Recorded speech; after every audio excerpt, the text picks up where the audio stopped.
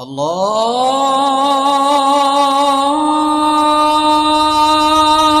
আকবার, আল্লাহু আকবার। ভাই আমার, এই তিনজন মানুষ নিরাশ হয়ে গেছে যে আমরা এখান থেকে কোনো মতেই বের হতে আর পারবো না। কেন?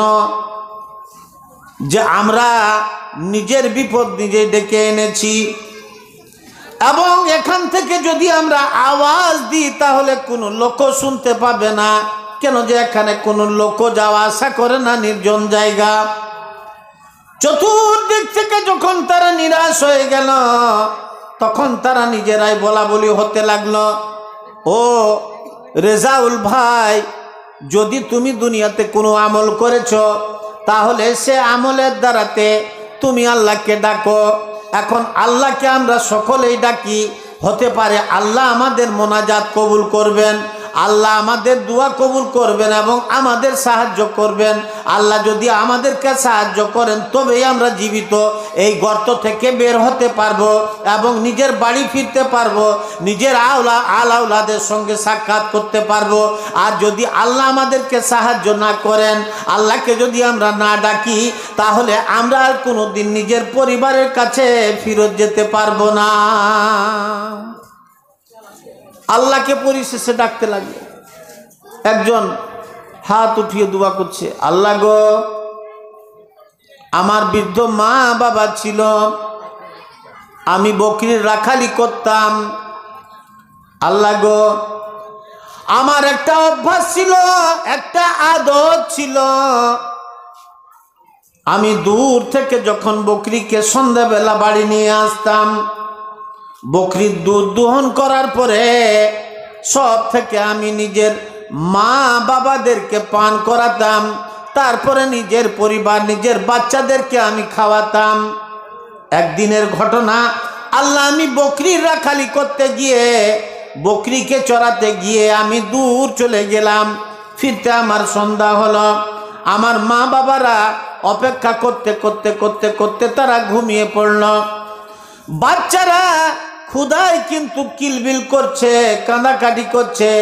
আমি আমার অভ্যাস অনুসারে বকরির দুধ দুলাম, দুয়ার পরে একটা পাথরে নিয়ে, একটা বাসনে নিয়ে, একটা বাটিতে নিয়ে আমি আমার মায়ের কাছে যদি গেলাম, দেখছি সে ঘুম পাড়ছে। আমি মার ঘুমকে ভাঙার মতো হিম্মত করলাম না, আমি ছেড়ে দিলাম মাকে, এবং বাবাকেও দেখলাম তিনিও ঘুমিয়ে গেছেন, তাকেও ছেড়ে দিলাম। কিন্তু তাদের সামনে আমি দুধের বাসনটাকে নিয়ে খাড়া হয়ে থাকলাম। এদিকে আমার ক্ষুধার্ত বাচ্চারা কিলবিল করছে, কাঁদাকাটি করছে, আমার পায়ে তারা গোড়াগড়ি করছে। তারা বলছে, আমাদেরকে খাবার দাও, আমাদেরকে দুধের পাত্রটা দাও, আমরা খেয়ে নিজের জানটা বাঁচি। ওনারা সকালে যদি জেগে যান সকালে খাবেন।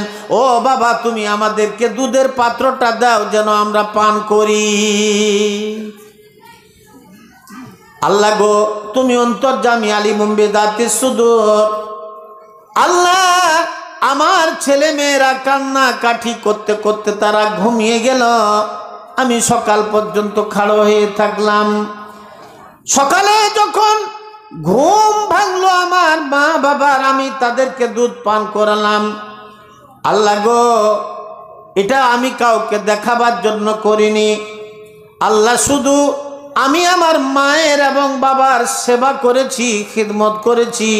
আল্লাহ গো, যদি এই খিদমতে তুমি আমার প্রতি সন্তুষ্ট হয়ে থাকো, রাজি হয়ে থাকো, আল্লাহ, যদি এই কাজটা আমার দুনিয়া তোমার কাছে কবুল হয়ে থাকে, তাহলে তোমার কাছে আমি মুসাফির এবং আমি মুসিবত জাদা মানুষ, আমি বিপদগ্রস্ত মানুষ, তোমার কাছে দোয়া করি, আল্লাহ গো, তুমি আমাকে বা আমাদেরকে এই বিপদ থেকে উদ্ধার করে দাও, এই বিপদ থেকে তুমি আমাদেরকে উদ্ধার করো।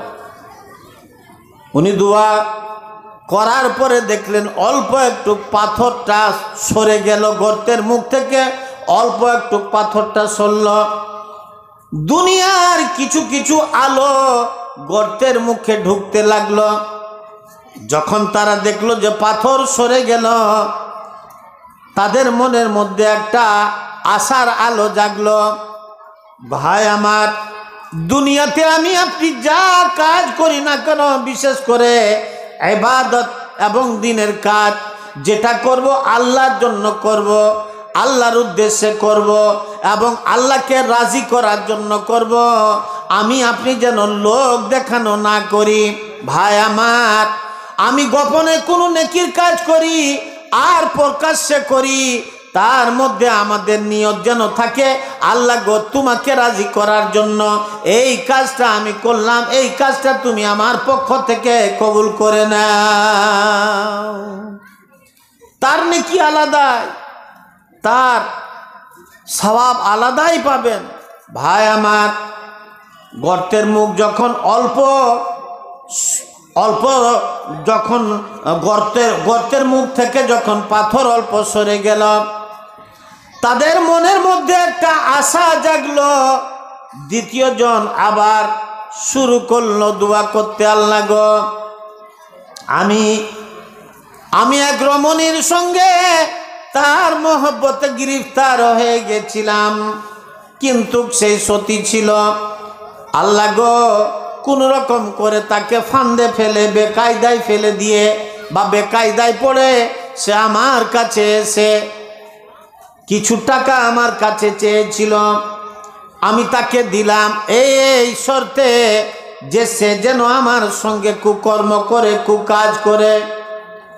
আমি যখন তাকে রাজি করলাম এবং সময় হিসাবে তার সঙ্গে কুকর্ম করার জন্য যখন আমি গেলাম, তখন তাকে দেখছি সেই মেয়েটা ফোঁফরে ফোঁফরে কাঁদছে। আমি জিজ্ঞেস করলাম তুমি কাঁদছো কেন? সেই আমাকে বলল আমি আজ পর্যন্ত অপরাধের কাজ করিনি, আমার দ্বারাতে কোনো রকমের অন্যায় হয়নি, অপরাধ হয়নি।